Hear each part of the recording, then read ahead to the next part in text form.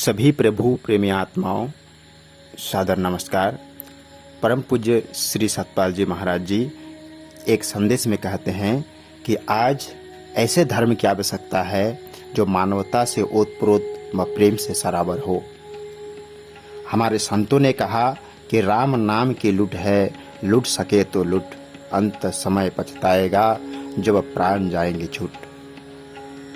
प्रिय प्रभु प्रेमी आत्माओं, इस जीवन में अगर कुछ प्राप्त करना है तो राम नाम को प्राप्त करो, जो वास्तव में अक्षय खजाना है। बाकी खजाना तो समाप्त हो जाएगा। श्री महाराज जी कहते हैं कि आप धन कमाते हैं वह धन खर्च हो जाता है, चोर छीन सकते हैं, पर राम नाम ऐसा खजाना है जो मृत्यु के बाद भी समाप्त नहीं होता है।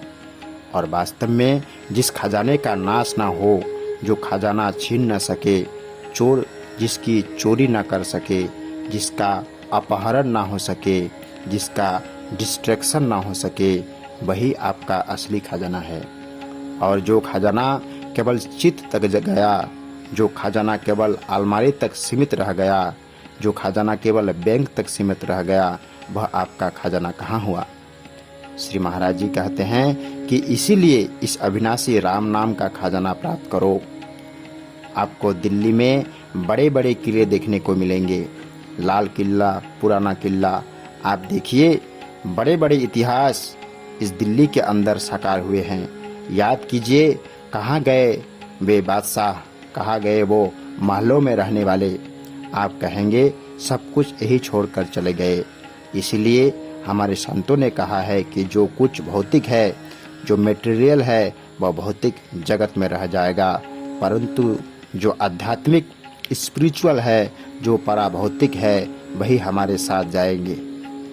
क्योंकि तुम भौतिक नहीं हो, तुम स्पिरिचुअलिटी आध्यात्मिक तत्व हो। इसीलिए हमारे संतों ने मानव को कभी भौतिक नहीं समझा, परंतु उस शक्ति को हम पहचान नहीं पाए। इसी से मानव अशांत हो गया और सुख की कामना करने के लिए, शांति प्राप्त करने के लिए मानव भौतिक बात में उलझ गया। इसी बात को भगवान शंकर माँ पार्वती को समझाते हुए कहते हैं कि उमा कहूँ मैं अनुभव अपना, सत्य हरि भजन जगत सब सपना। मेरा अनुभव है कि संसार में हरि भजन ही सत्य है और बाकी जगत सपना है, अर्थात यह रिश्ते नाते सब परिवर्तनशील है।